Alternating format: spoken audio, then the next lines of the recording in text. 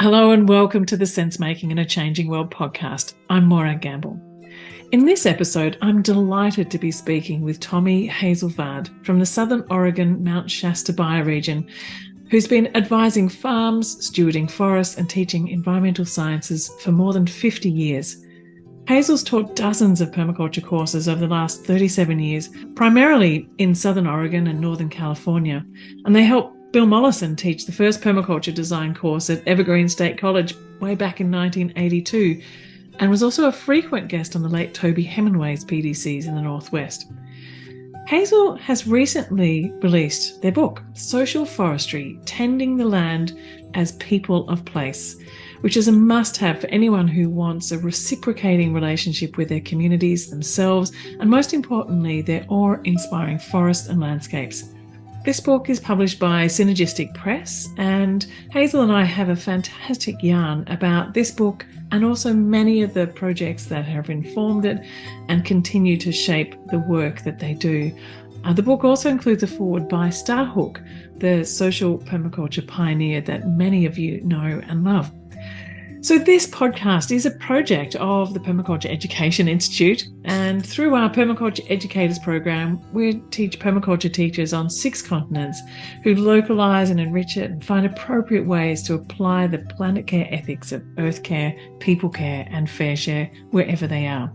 I'm recording this episode from my hand-built solar-powered studio here on beautiful Gubbi Gubbi land, surrounded by permaculture gardens. I acknowledge that this is and always will be Aboriginal land and pay my respects to elders past and present, and extend my respect to indigenous cultures and knowledge systems across the planet. Before we jump in, I'd like to invite you to subscribe to the Sense Making in a Changing World podcast on your favourite podcast app, and also invite you to leave us a lovely 5-star review because it really does help the bots find this show. Okay, so let's go. I hope you love this conversation with Hazel and the generosity of ideas and reflections. Oh, and remember to check out the show notes below for links. Hi, everyone. It's Morag here from Sense Making the Changing World. And in this episode, I'm joined by Hazel Vaarde, who has recently written a book called Social Forestry, Tending the Land as People of Place. And so we're going to dive into a conversation about that. But there's something extraordinary about Hazel. Hazel is a pioneer in the permaculture movement and has been involved in permaculture since I think I was still in high school, just starting high school. So the depth of knowledge and experience that Hazel brings into the story of permaculture and the flavor of permaculture that is brought through this social forestry approach is extraordinary, and I'm really excited to have you here on the show today. Thank you for joining me. So I'm calling in from the land of the Gubbi Gubbi here in Australia. Maybe we could just place ourselves. Where are you calling in from? Can you tell us a bit about your place?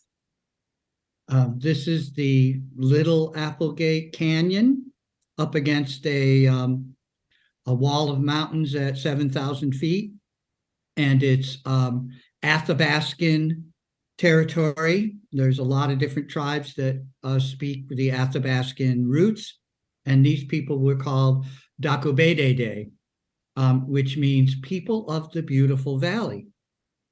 And what this valley actually is overpriced real estate with very little productivity potential.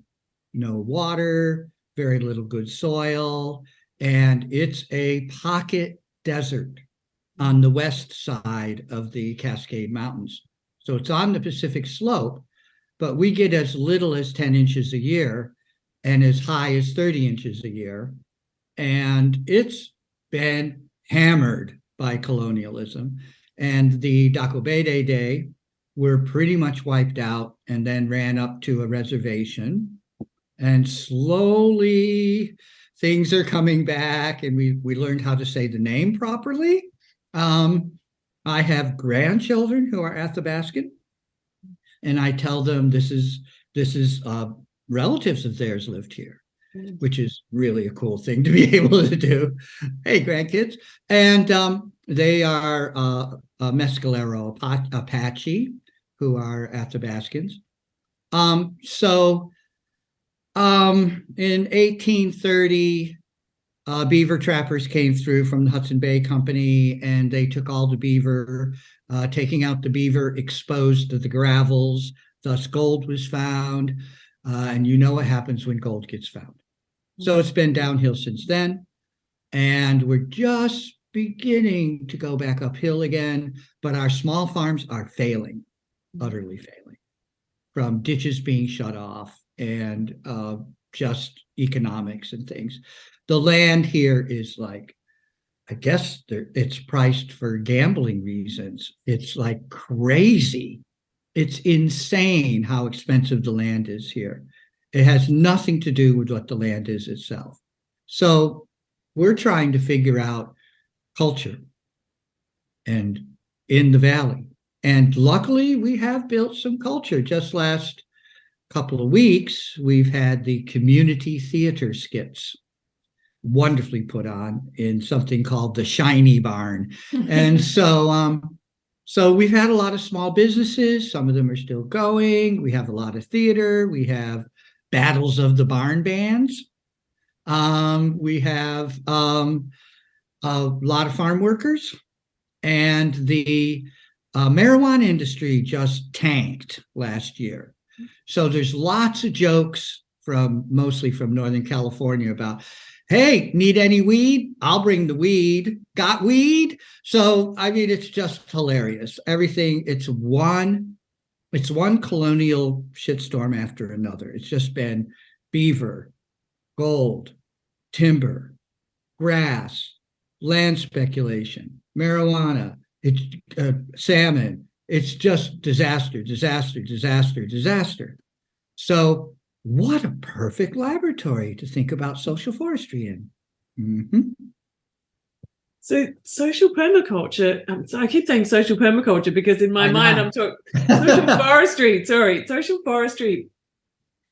Before we talk about what that is and what solution that can bring to this situation that you're describing, can you take a step back and sort of situate yourself where you first came into contact with permaculture? Because I know from reading your backstory, you've been involved in wildcrafting and forestry, forest care, being out in the forest, being out in nature, connecting people with nature for decades. And then at some point, you met permaculture and that became entangled in your life. Can you describe a bit about that part of your journey?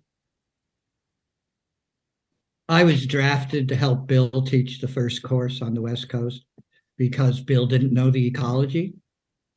And I had come out with 2 degrees from New York State College of Forestry and my Quaker organic farming background. My people have been 400 years in the same villages, which is very rare for blue-eyed blondes.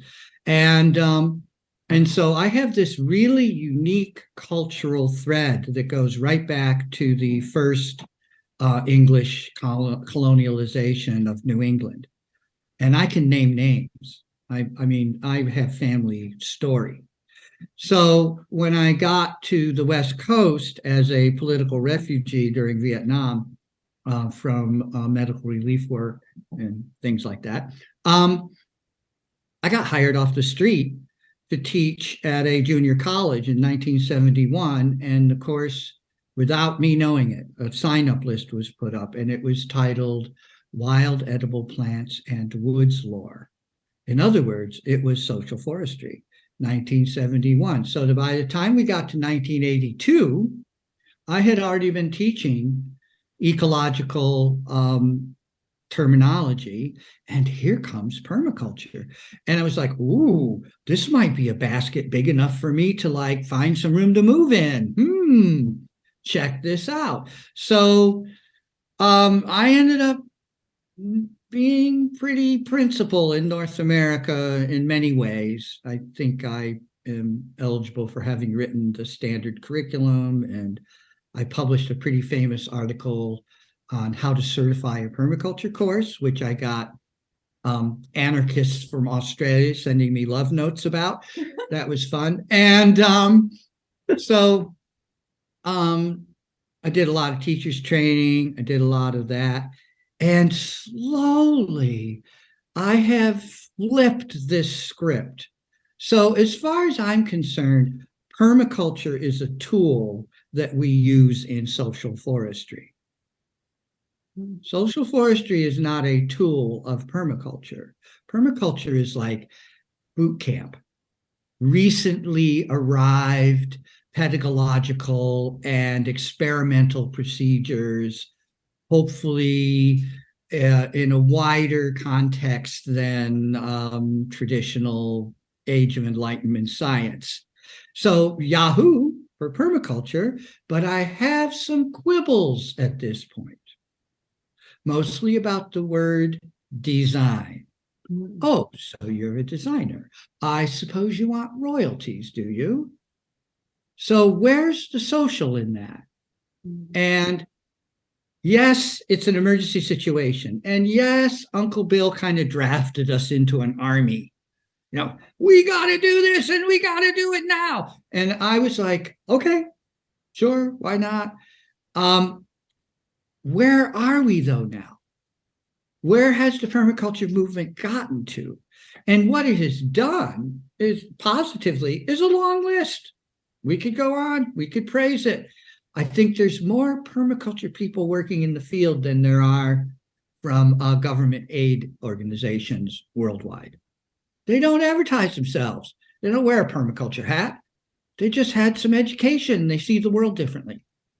So the part that I really like, which I was into before, is systems theory, is looking at things in multiple dimensions and in complex layered ways.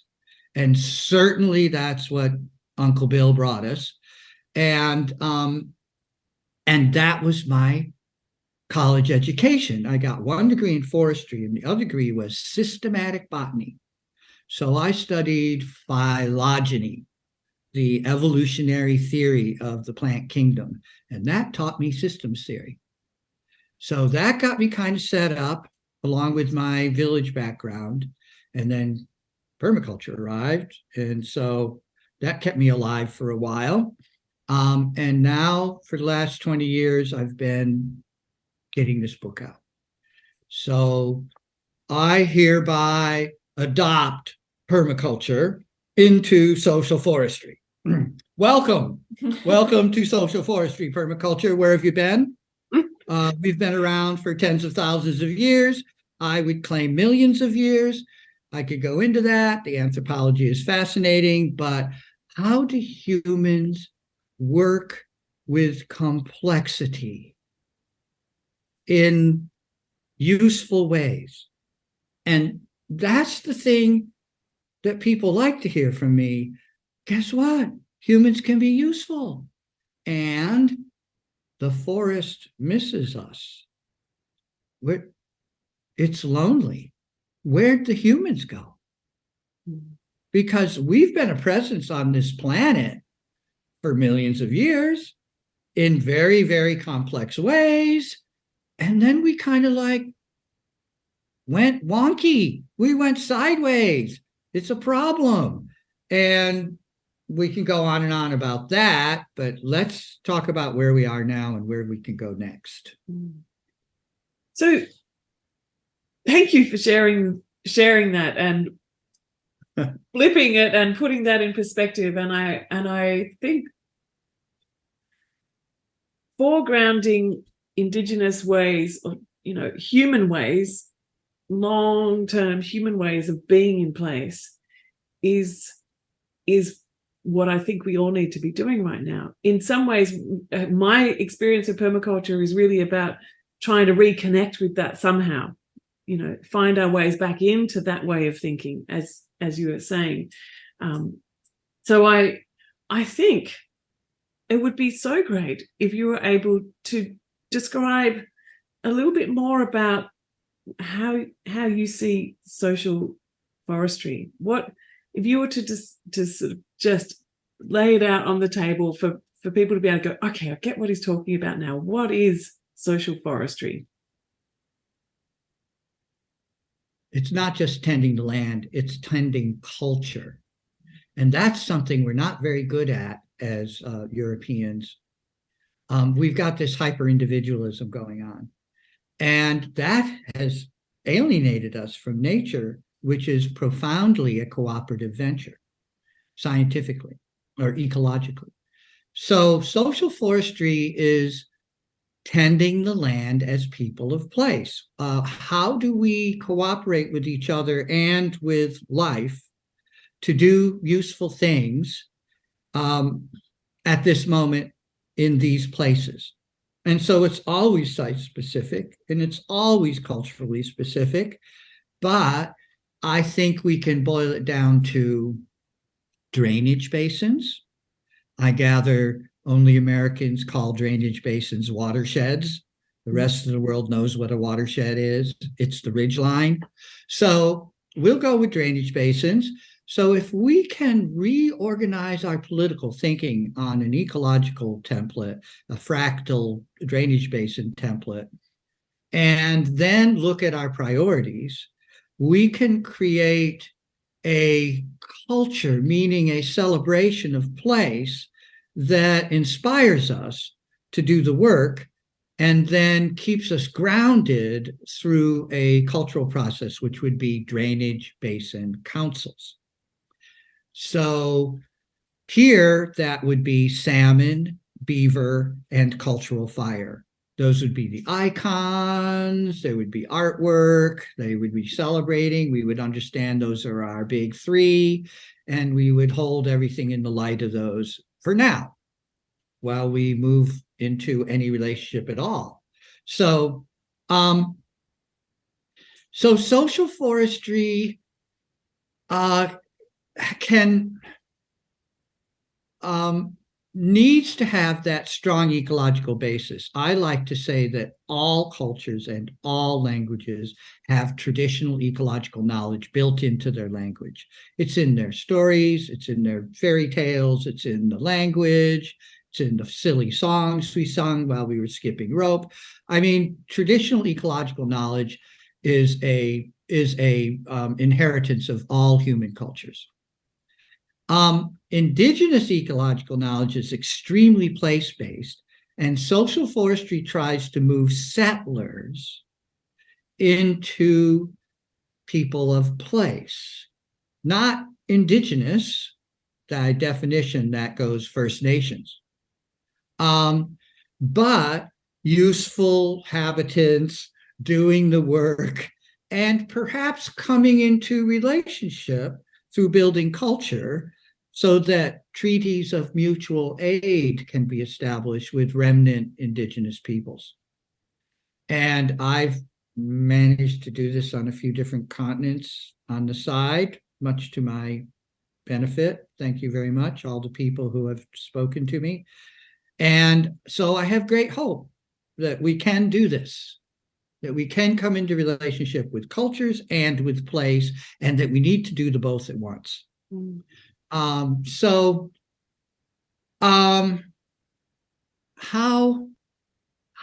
do we build culture?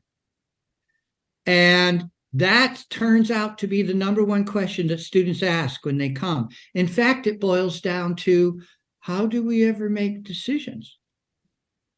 And so that's where my Hicksite Quaker cultural background becomes handy, with committee structures, unanimous consent, speaking to the spirit in all entities and all peoples. So there's a spirit aspect, which, if I remember correctly, Uncle Bill said, we're not going to talk about that. So I want to say that all things have spirit. The forest misses us. We can come into relationship with complexity by understanding how much is beyond us and how small we are and how little we know. And then we can do the things that I claim we're good at in social forestry, which is pee, number one, urinate, especially in the right places. Number two, make messes. in anthropology, that's called disturbance regimes. But making messes is a very useful human thing, done right in the right location. And then being absolutely silly. We're the most ridiculous species on the planet. And oh my gosh, all the other species are highly entertained. We're so ridiculous. So, I mean, clothing? What the hell? And singing and drumming and oh yeah, let's act silly. So those are the big three. I know there's a fourth one, but I'll remember it later. But there are certain things that are essentially human that are really appreciated by complexity. And my philosophical statement is none of our complications are enough to deal with complexity. Complexity is way beyond human understanding or human abilities. We need to take our place.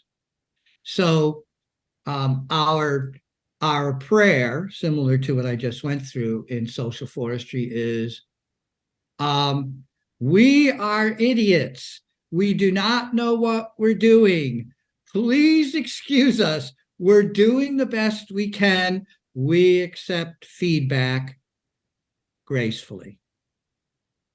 So before we make our messes, we usually sing that song to keep us a little sober and to help us notice. So there's a great book came out a few years ago now called Mushroom at the End of the World, a Professor Xing, Xing, UC Santa Cruz. And she points out what noticing is about. And this is in permaculture, this is in that whole observation thing. But in systems theory, you can only deal with complexity by noticing emergent properties of complexity. You're reading the edges of things.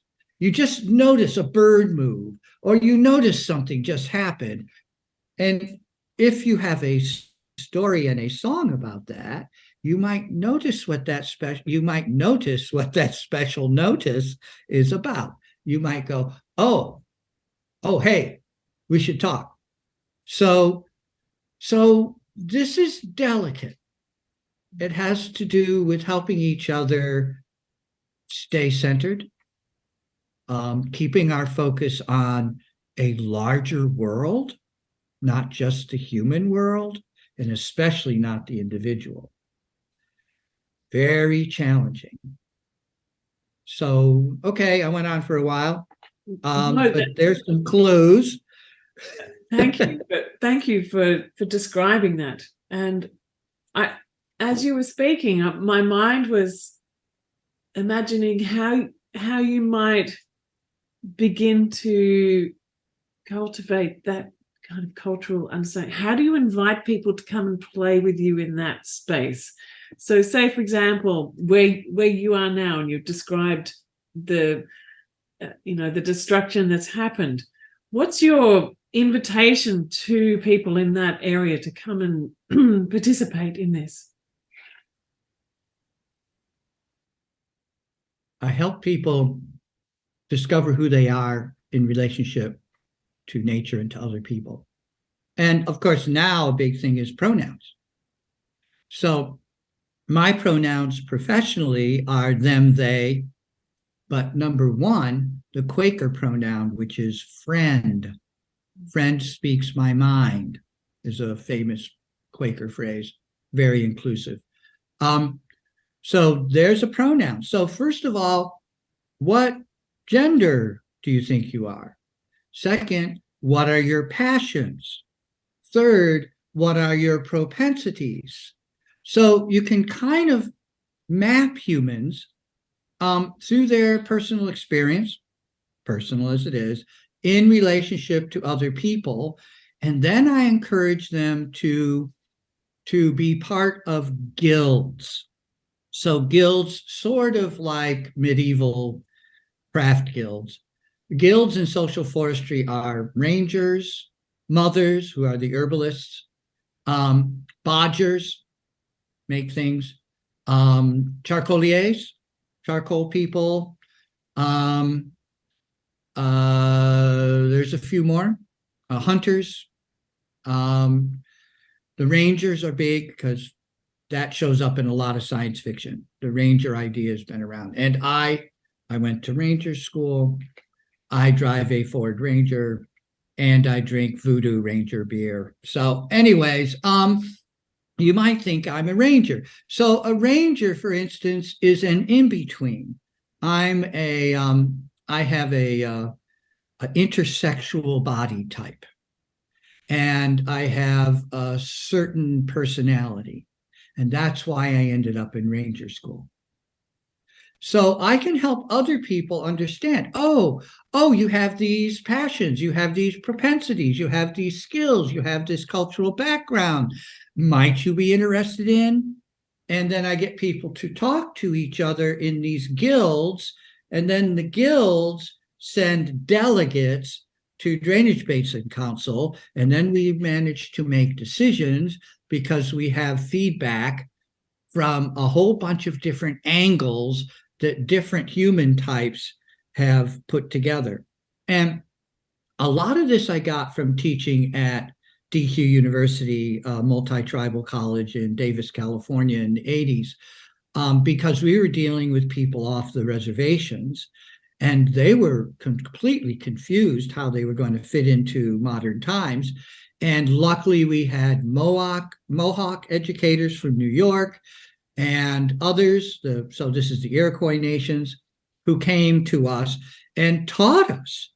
First thing you want to do is find out what a person's passion is. Forget all these academic testing things. You want to know, what do you love? And then you want to feed it. Oh, okay, leatherwork. All right, here's all these tools, here's all these materials, go for it. And if you do that, people come forward. They feel seen, they feel loved, they feel taken care of, and they start to participate because now they have honor, they have creativity, they're being brought into the circle, and they're being told, you're cool and we want to work with you. So I just want to jump in there, because where do you differentiate culturally? We talked about before, it's the me culture that is a big part of the problem, and how you're describing is now, it's like focusing, on this, nurturing this individual. How do you find a way to bring that individual back into that wholeness? Like you brought them up. So how does that individual not become the kind of the independent or separate person when they're fed like that? How do you, through social forestry, weave them into the story, as opposed to just creating a whole lot of individuals who are following their passions and not connected? Well, I think we do it through place. This is where place comes in. So if you commit to place, you become a people.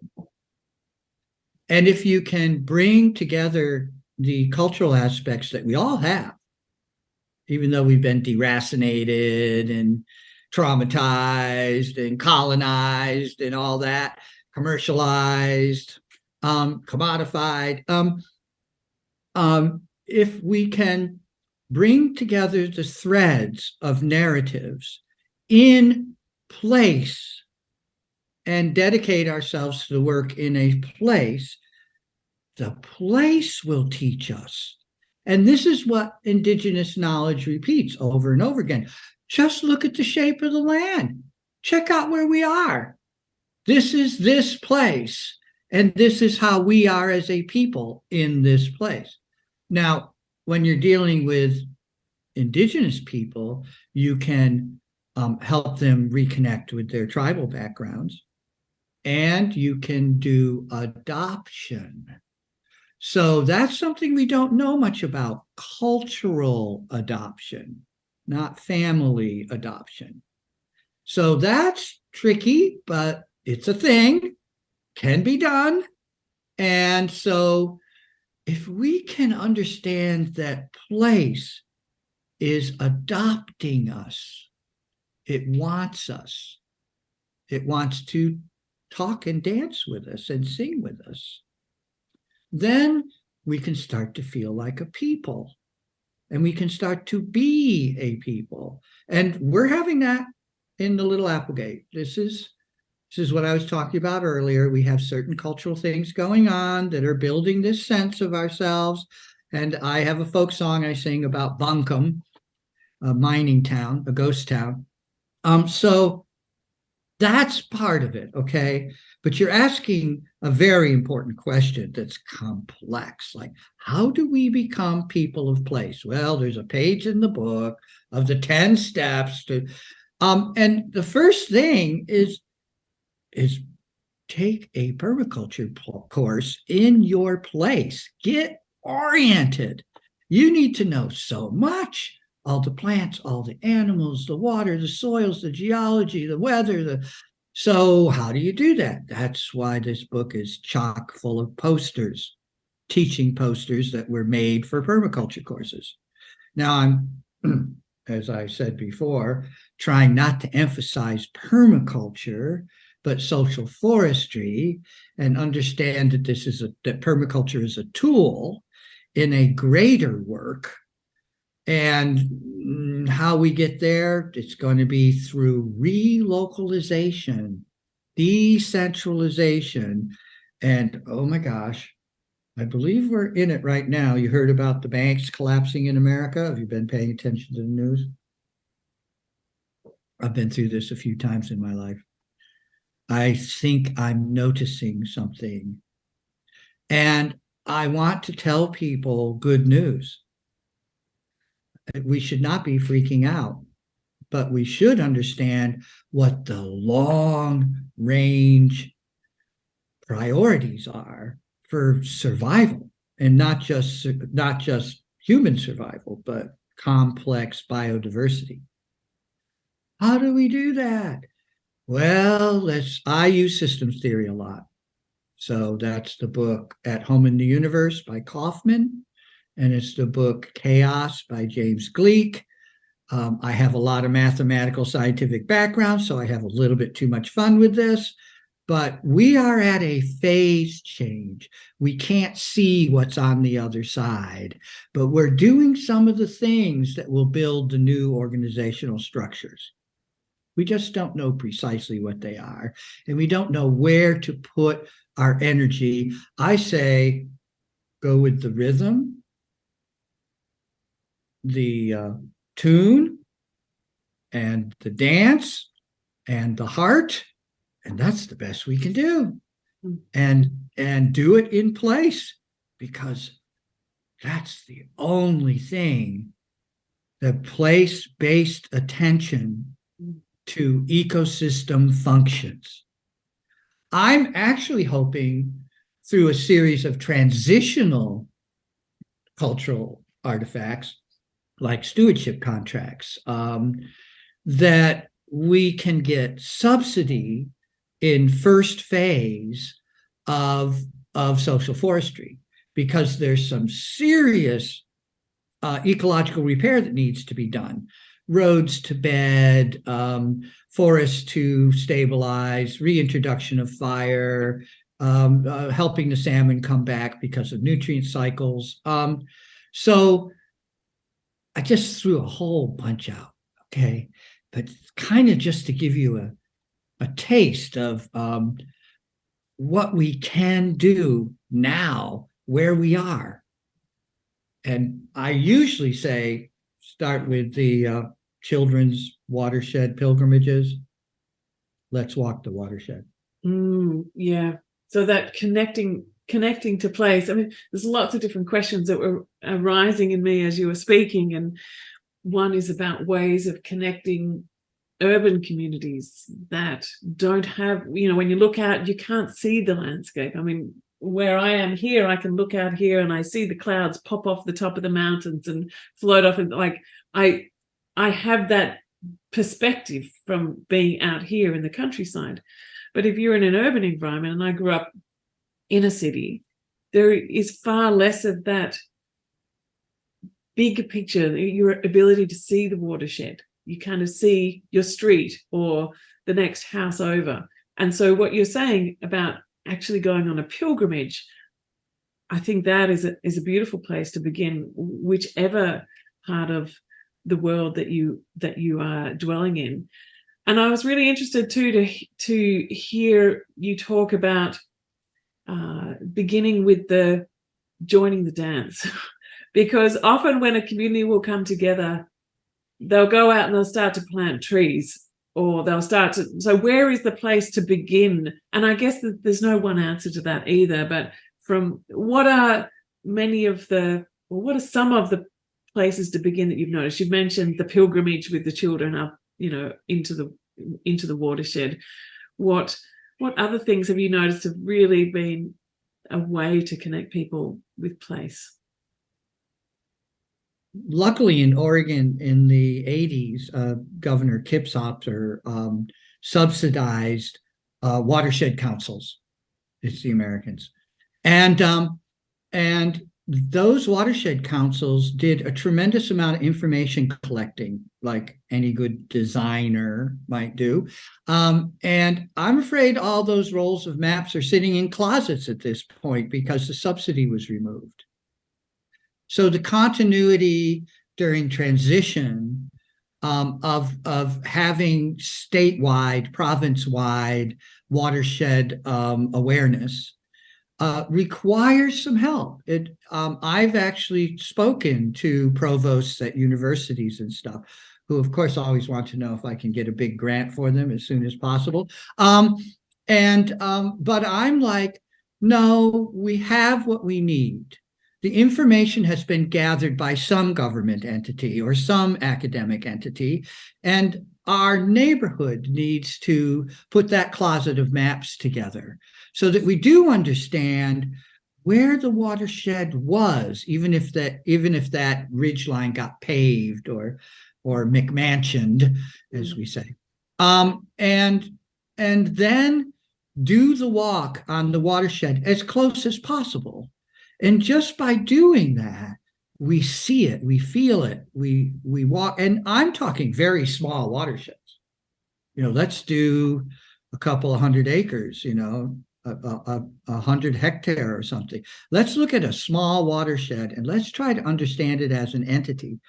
Eventually, I think we need shadow governments that are watershed based, that are drainage basin based. And those shadow governments are going to suggest to the idiot political situation that it's do or die, folks, and here's where we are.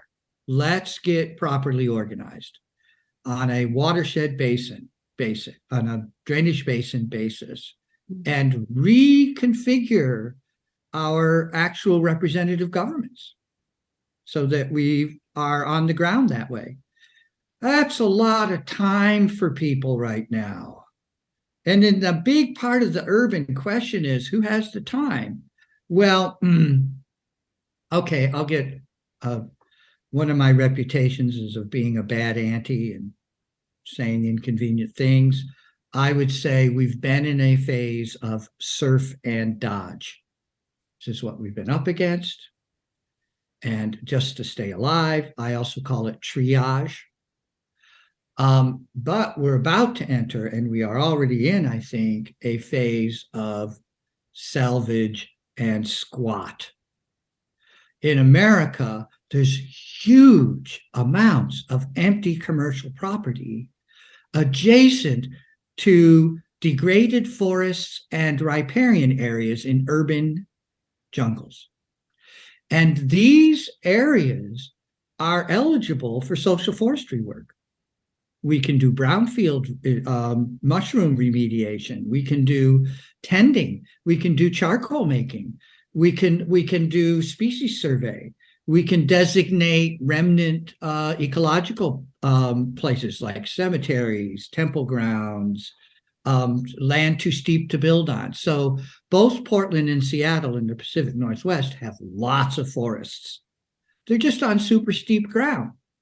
Portland has a trail system that is a circumurban pilgrimage that you can walk. I think it's 50 miles in a circle, connecting parks together. So that's progressive, but I'm more radical than that. I want to get granular down to actual water, actual drainage basins, actual boundaries, and start doing what we can where we can. And indeed, the city of Portland has subsidized the recovery of a large warehouse in a brownfield area in Northeast Portland. And all of this is happening because the last podcast I did was with Peter Bauer with Rewilding. And I asked him that question. He was on it. He said, oh, yeah, we got it. We're doing this. Boom, boom, here, there. I was like, oh, good. I like to hear that. I'm not dead yet. Stuff's happening. Cool. I think the idea of having these watershed councils with shadow governments is a really key part, because what I see around is there are people in our watersheds who are doing amazing work, but they're not necessarily all talking to one another. If there was a possibility of having that work, cross-fertilizing, supporting, singing up what's actually going on, and not maybe even competing against, like the limited funding, some way that would be transformative, I think, in the movement, and give us somewhat of a quantum leap in where we're going with this action. It feels really potent to me. So I've tried this in Ashland in the 90s. I had meetings with multiple nonprofits present, and we'd go through the meeting and I would explain what the potential is and what we might be able to do. And everybody says, great, time for dinner. So I've come to the conclusion that that we need to do set and setting, that this needs to be done really well. And I'm going to go back to the Pantheon in Greece. I'm going to go to Ivan Illich, ABC. I'm going to talk about cathedrals in Europe. These are called mnemonic architectures. So a proper watershed council is going to meet in a sacred space, the Druids and their tree alphabet. And they're going to be surrounded by icons. And these icons are going to keep people oriented, because if you can point to one icon and show its relationship to another one, brains rewire. So this is why my book has 30 posters in it. I imagine that if we have these systems posters up on the wall surrounding us while we're sitting in council with each other, we're going to stay better oriented. If we're helter-skelter and we can't quite figure out an agenda and we're competing for what's on the, I've been there. I've seen where it goes. We need to come together in a whole different way. And that way includes indigenous people starting the meeting, making a gratitude.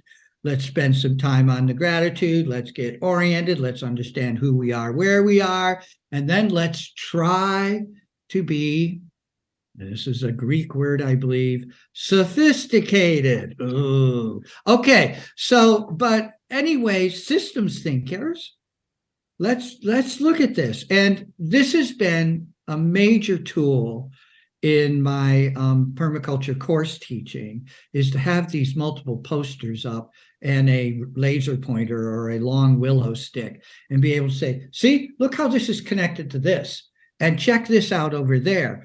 And I've seen people have steam coming out their ears because their brain just went into high gear. So those we think in symbols.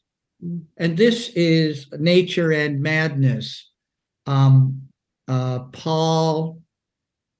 what's his name? Shepherd. Paul Shepherd, Nature and Madness.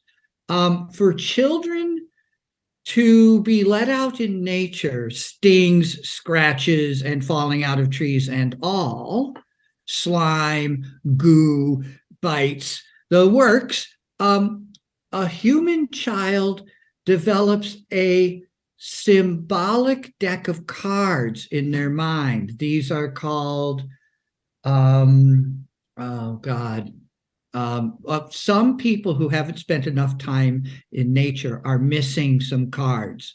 Therefore, they can't do holistic thinking. Icons, I'll remember what it was. They can't, if we can't think as full humans embedded in nature, we're not going to get very far. And that's part of the children's pilgrimage. But it's also that we can fill in some of our missing cards by taking a good permaculture course, or by having these icons up, or by meeting in an artistic, holistic place. And I will give a little mention of Alan Savory here in holistic management.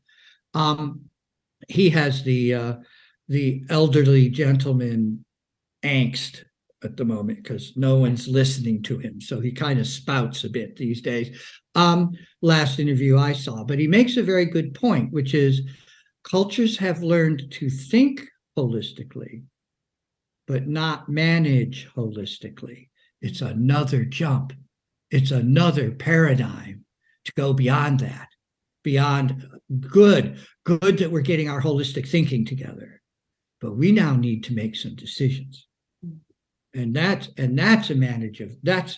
matter of management.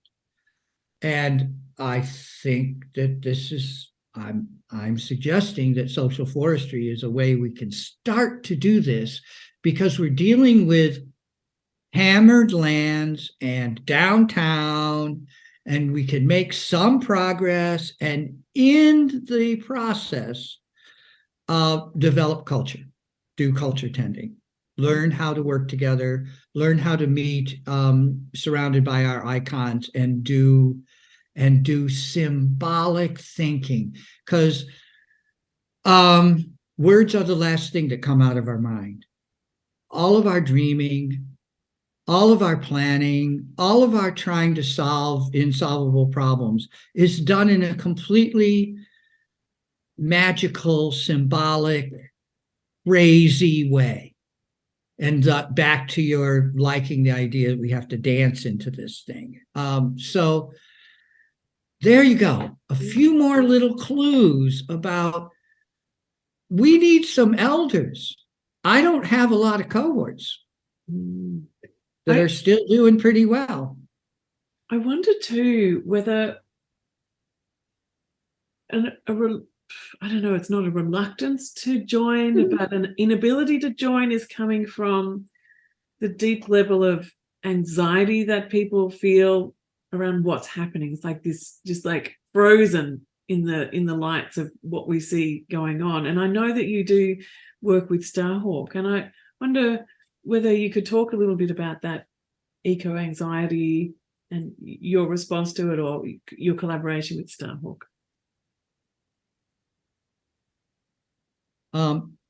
I think we all have ancestors who were forcibly removed from social forestry. And the trauma that we all carry as settlers, as deracinated people, is deep. It's in our art, it's in our language. For instance, English itself has been degraded. The English language is not a great language for us to be talking about what I'd like us to be doing. It's lost a lot of complexity. It's lost a lot of art, a lot of dance. And my Hicksite Quakers spoke Quaker plain speech, and that's older English with the thee and the thou and the phraseologies. And so there's a whole language thing. Now, what was your question again? Sorry. It was really around how do we get past, right. How do we support people to get past just feeling stuck or hopeless, to be able to actually engage in this work?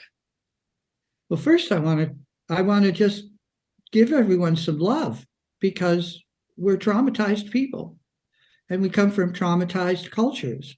And I want to suggest, but that's not all bad, because there's some threads in that trauma that are beautiful. and let's weave them. Let's weave them into a new tapestry, a multicultural tapestry that's focused on place. Bring all these different threads together for healing, and work on the trauma. Actually acknowledge it. And I mean, again, this goes back to discussions of freedom in The Mushroom at the End of the World. The modern American concept of freedom is completely misplaced, quite different from the concept of liberty.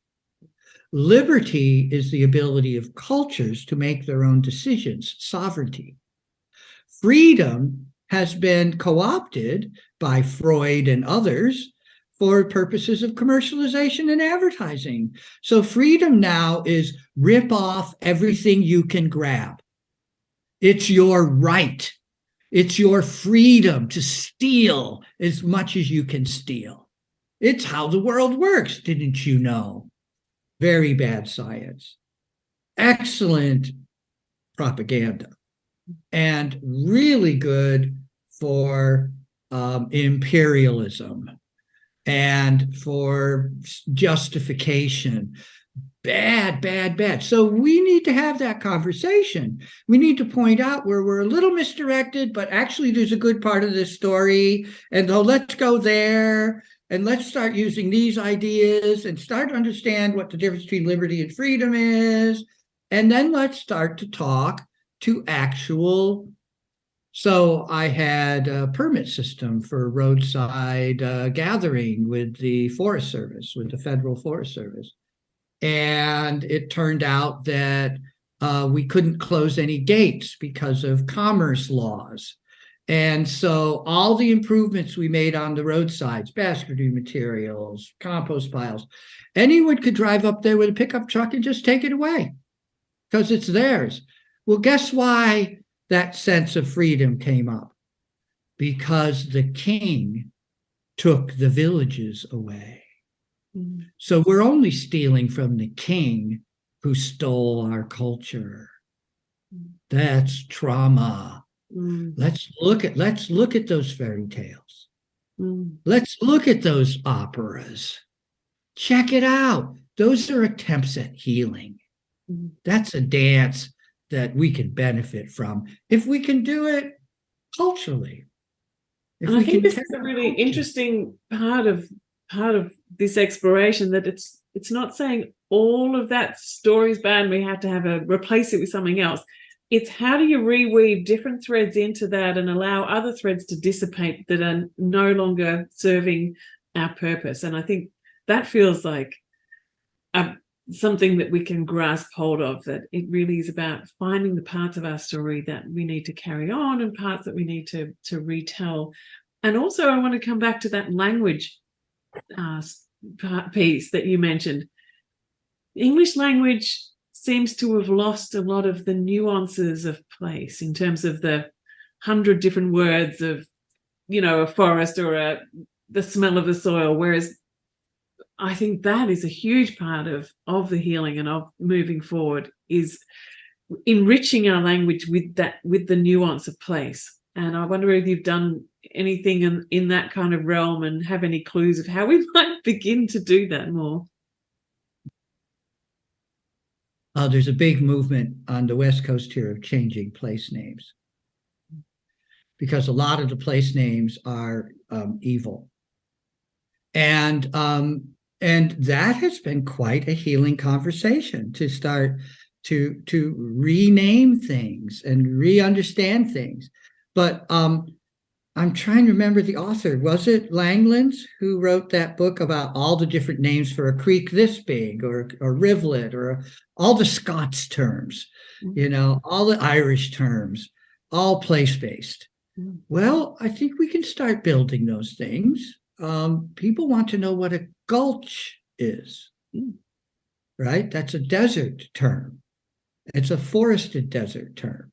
Well, it could get pretty local if we start to talk about different types of gulches and gave them different names. So, and the children would learn these things. Again, this takes time. New stories, new songs. Yeah. Yeah, bring that stuff back or find it new. So here we have indigenous languages still intact, and that has helped a lot. And so the name of bear or the name for dragonfly. So the river here that runs through Southern Oregon is called the Rogue River, which is basically calling it a thieves river, the Rogue. And it had to do with what the indigenous people were called, rogues. But the people are actually Dalagalama, which is hard to say, which is people of Dragonflies River.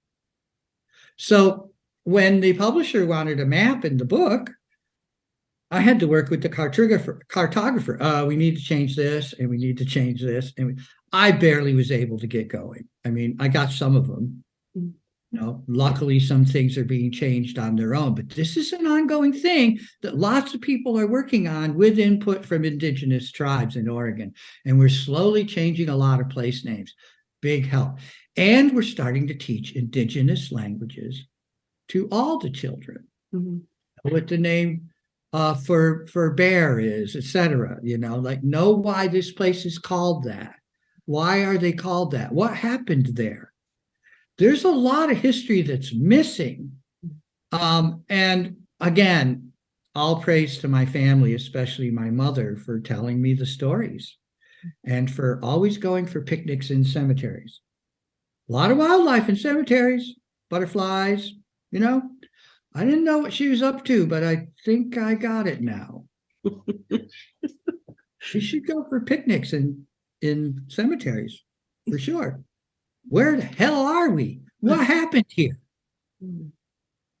I think it's that curious mind, isn't it, too, of the noticing mind, like you were talking about before, to be able to enter into that space, to be in conversation and to be in noticing and to find a way. Yeah, I think maybe if we could just sort of come back to that question you had around design. So you have a new understanding, you're noticing. So where do you find the rub with the concept of design if it's coming from that place and you're really thinking about, I understand this place and now I'm going to think about how to maybe regenerate this place. Isn't that the design process? I see it more as a process of discovery than a process of design. I think design is it's just loaded. It's not that bad, but I'm trying to do some nuance here, right? Through my elder status as a ancient Permi. How,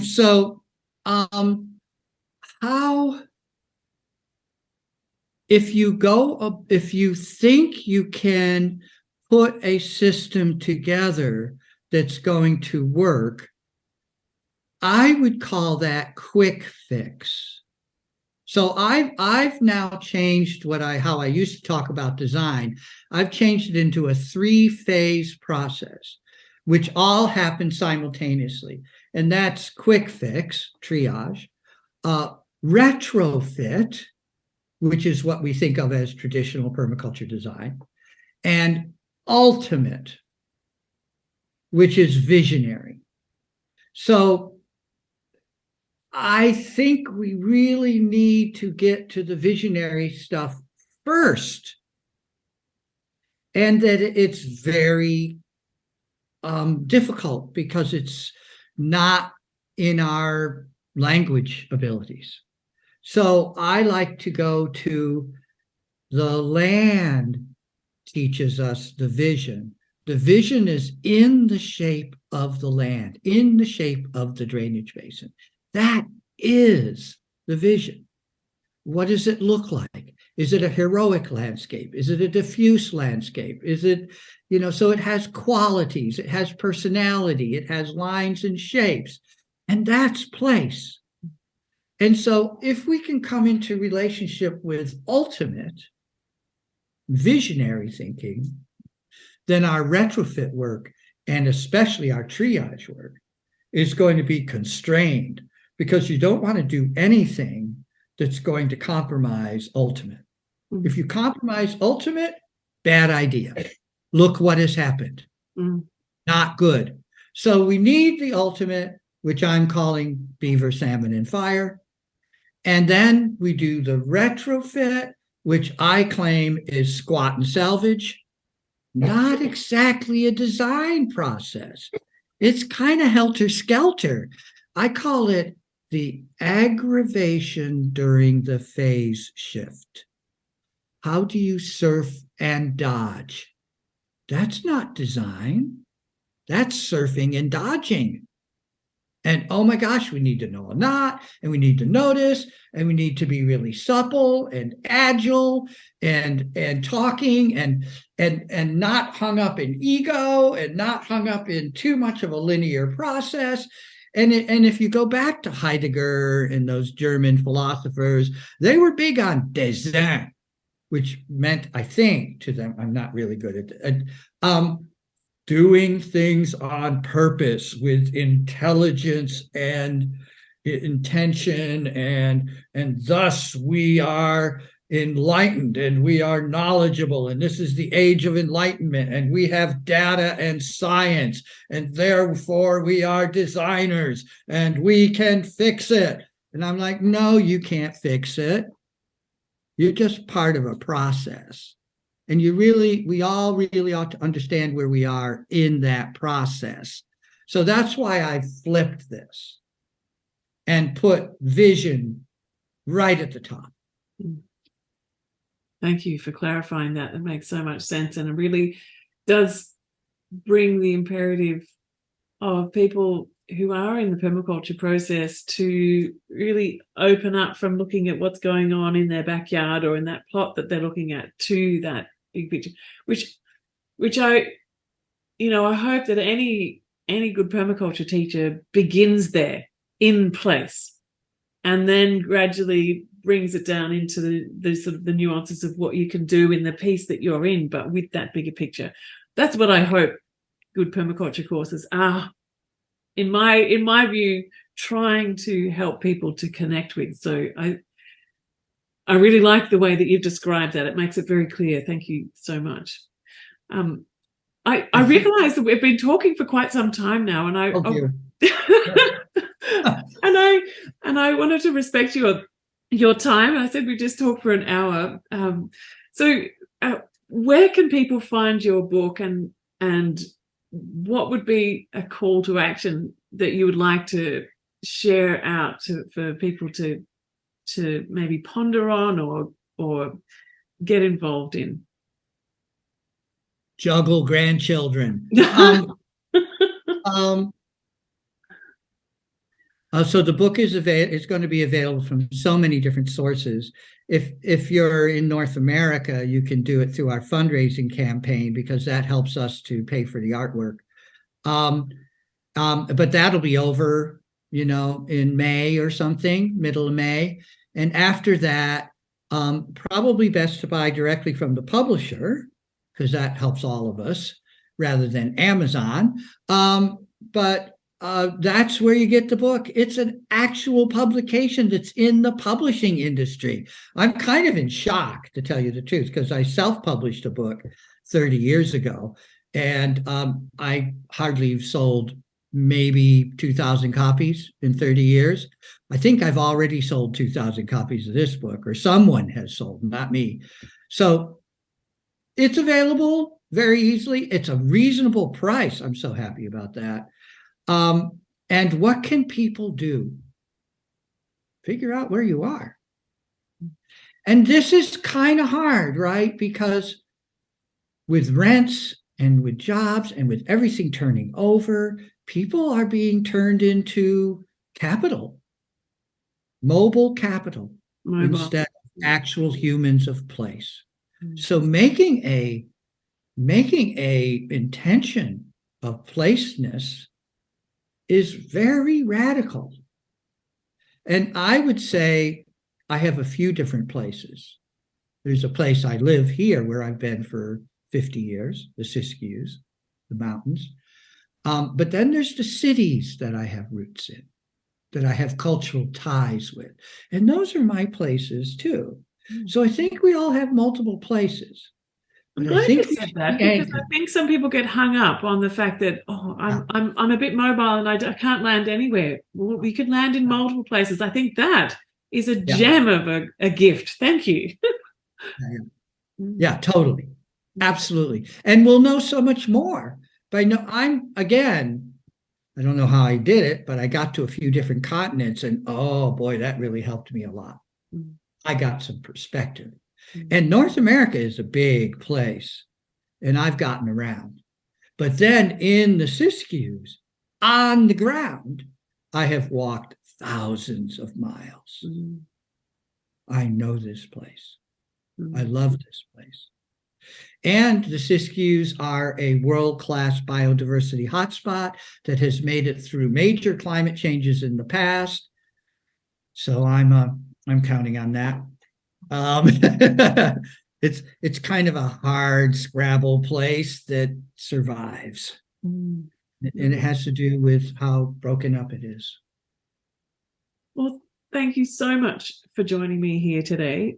The links that you've spoken about, I'll pop down the show notes. So for anyone listening, go and have a look down there. You'll be able to find out how to connect with the crowdfunder if you're listening to this in the next few moments.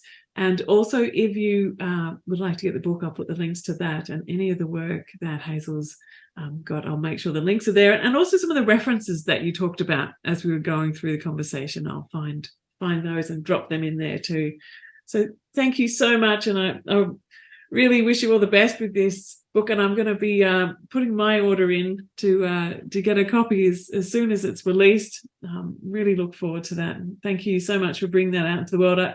I heard you say it's been a couple of decades in the making. So just as one final little question, and I know I'm trying to wrap up, but what is your writing process? Can I just ask you that? Like, I've been talking to lots of authors lately and really curious about how you step into that space of writing. Do you sit down all at one go, or it's just like a gradual infusement, or how do you get to that point of distilling this into something that you can go, right, I'm ready to hand that out into the world? Well, at my age, you better damn well have a notebook next to your bed at 3 a.m. because that's what old people do. They wake up at 3 a.m.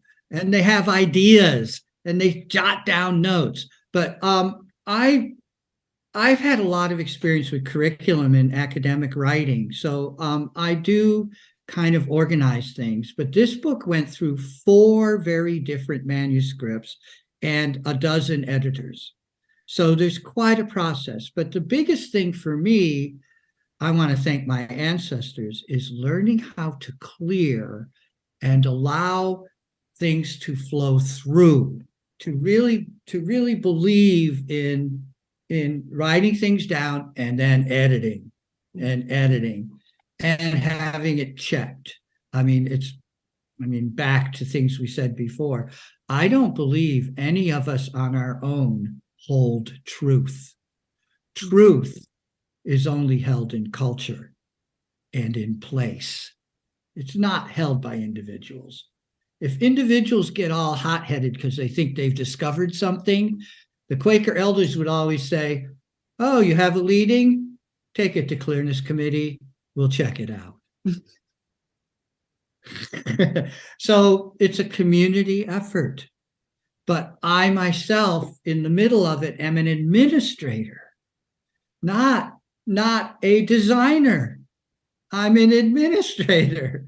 And I'm letting things flow through, and I'm gathering resources, and then I rearrange it. Oh my God.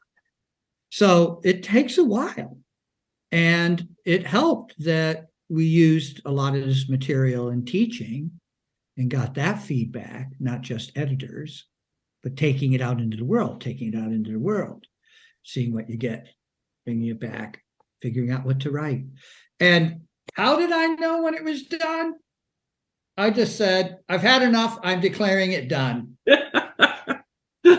And then everybody stepped up. It was kind of amazing, really. I mean, I didn't look for a publisher. They called me. I mean, this has been my life. I keep getting drafted. Uncle Bill drafted me. I mean, whatever.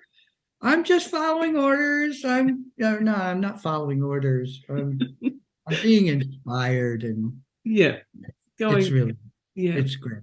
Yeah. Oh, thank you for sharing that. I really appreciate you unpacking that a bit for us, because everyone does it differently, and I know that there's a lot of stories that need to be shared, and finding how people are finding their way into doing that really does help to bring that into the light. So thank you so much.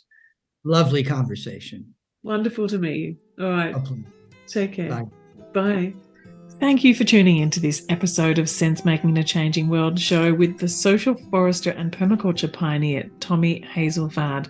Check out the show notes below to find more about Hazel's book and their work.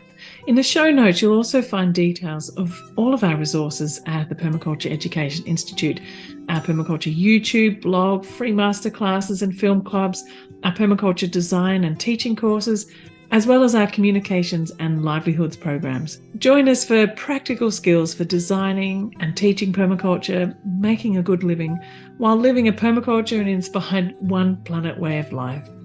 Thanks for tuning in. We'll see you next time.